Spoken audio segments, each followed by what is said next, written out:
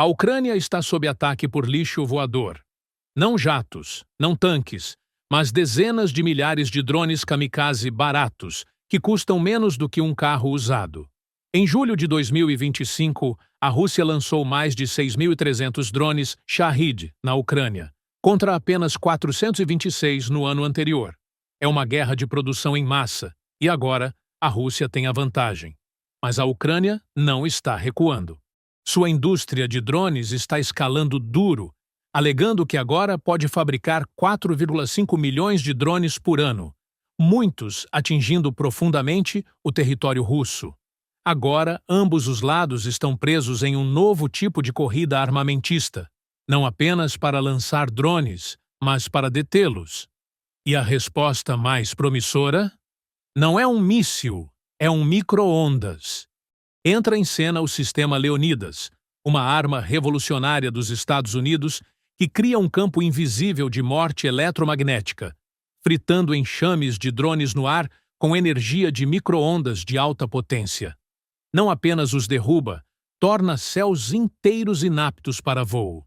O sistema Leônidas é o resultado de uma guerra por atrito focada no desenvolvimento de contramedidas para todos esses drones. Tanto a Rússia quanto a Ucrânia estão nisso. Anteriormente foram mostradas várias tecnologias e armamentos antidrone, desde radares avançados e sistemas de interferência eletrônica até as mais terra-a-terra, obuseiros montados em chassis móveis para abater drones aos montes quando entram no alcance. E enquanto essas armas recebem sua cota de testes de campo na própria guerra, o mundo tem observado e o Ocidente está anotando e criando suas próprias respostas ao que é, sem dúvida, o futuro da guerra. Uma empresa AUS, em particular, tem trabalhado em algo que poderia virar todo o cálculo de cabeça. O que nos leva ao Leonidas, uma arma supostamente tão avançada que bombeia mais energia eletromagnética do que qualquer outro sistema no mundo. O CEO da Epirus, Andy Lowry, até observou que, se o sistema fosse disparado em Kiev, sua assinatura poderia ser detectada tão longe quanto São Petersburgo.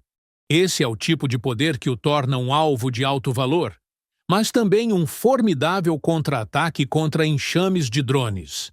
Na realidade, porém, seu alcance efetivo de combate é muito mais curto, cerca de 1 quilômetro para efeito total e até 10 quilômetros para efeito parcial.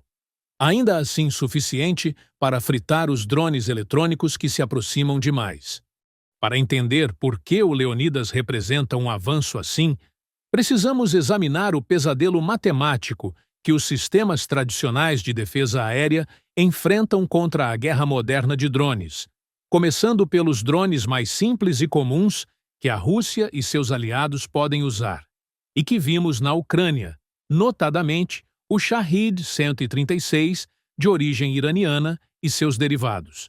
Um drone FPV menor pode custar uma fração disso, com um preço que e chega a 5 dígitos. Esses são destinados a ser ferramentas multimissão, ao contrário dos Shaheds baseados em kamikaze, mas ainda assim são significativamente mais baratos do que qualquer coisa que o Ocidente esteja produzindo atualmente. Para referência, drones americanos como o MQ-9 custam entre 28 e 32 milhões de dólares inicialmente e podem ter um custo operacional total de 60 milhões ao longo de sua vida. E piora quando você olha para as contramedidas atualmente disponíveis. O paradigma tradicional de defesa aérea usa um padrão de troca tit for tat. Um interceptador destrói um alvo. Infelizmente, este último também pode custar centenas de milhares de dólares por unidade, sem contar a bateria multimilionária para lançá-lo e guiá-lo até o alvo. No geral, como está, a matemática claramente favorece o lado russo com drones que são baratos, de produzir em grandes números, e para os quais não há uma contramedida economicamente viável. Esse desequilíbrio econômico torna-se catastrófico quando você escala. De 1º de agosto de 2024 a 1º de março de 2025, a Ucrânia registrou que a Rússia lançou mais de 15 mil drones do tipo Shahed.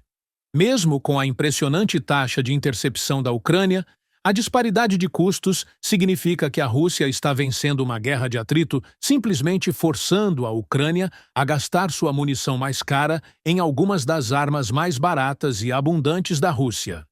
Assim, a Ucrânia é praticamente forçada a depender de táticas de guerra eletrônica, priorizando a redução da precisão dos drones em vez da interceptação direta. O resultado líquido é a saturação por drones. Não importa se um Shahed individual acerta seu alvo. O que importa é o efeito composto que a arma de terror tem sobre os civis e o estresse que impõe às defesas aéreas. A Rússia criou um sistema onde a própria ameaça se torna a arma, forçando a Ucrânia a escolhas impossíveis entre proteger infraestrutura crítica e preservar suas capacidades de defesa para ataques futuros. Mas os componentes de guerra eletrônica que a Ucrânia possuía eram apenas parcialmente eficazes, e o Leonidas pretende melhorar muito isso. Leonidas, ou mais tecnicamente IFPCH-PM, Indirect Fire Protection Capability, High Power Microwave, destina-se a ser um sistema de interferência eletromagnética facilmente transportável, mais eficiente em custo, com capacidade one-to-many, capacidade de perturbar a eletrônica de múltiplos drones simultaneamente. Essa mudança fundamental do direcionamento individual para a negação diária é o que provavelmente fará disparar o potencial de eficácia do sistema.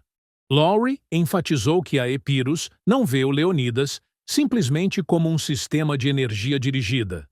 Ele faz questão de se referir a ele como interferência eletromagnética armada. Essa distinção importa enormemente em termos práticos. A interferência eletrônica tradicional, incluindo o anteriormente aclamado Model 4, funciona mirando de forma estreita e sobrecarregando seus capacitores. Isso essencialmente frita a circuitaria do drone e o derruba. Lowry compara o Thor a um raio da morte, e um bem eficaz, aliás.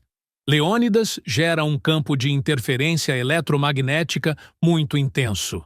Em vez de caçar alvos individuais, o EIF, formado pelo sistema, cria uma cúpula ou guarda-chuva que se estende até o que o exército se refere como um alcance taticamente relevante ao redor do transmissor, centenas de pés acima do solo em seu ápice. Uma vez instalado, o Leonidas torna-se uma forma permanente de gerar um escudo eletromagnético anti-drone, que pode defender contra um número indefinido de drones indefinidamente, contanto que mantenha o fornecimento de eletricidade. Isso cria um modelo econômico inteiramente diferente. Em vez de pagar milhões por engajamento, os operadores pagam apenas pela eletricidade necessária para alimentar o sistema. Mas o que faz do Leonidas um potencial divisor de águas é exatamente como ele gera as micro-ondas. Dispositivos HPM tradicionais emitem um pulso massivamente poderoso por cerca de 10 nanosegundos, que é mais curto do que a distância entre um pulso de clock de um computador e o próximo. O pulso HPM do Leonidas se estende por 1 milissegundo, mais longo até do que os radares. Essa duração estendida do pulso muda fundamentalmente como o sistema afeta os alvos. Para um chip moderno dentro de um drone, 1 milissegundo pode representar milhares de ciclos de processamento. A energia eletromagnética de longa duração, ao menos para padrões de micro-ondas, continua atingindo todos os alvos dentro do alcance, confundindo os processadores a bordo a ponto de o sistema desligar. Esse bombardeio eletromagnético sustentado basicamente confunde e desabilita sistematicamente cada componente eletrônico dentro do campo.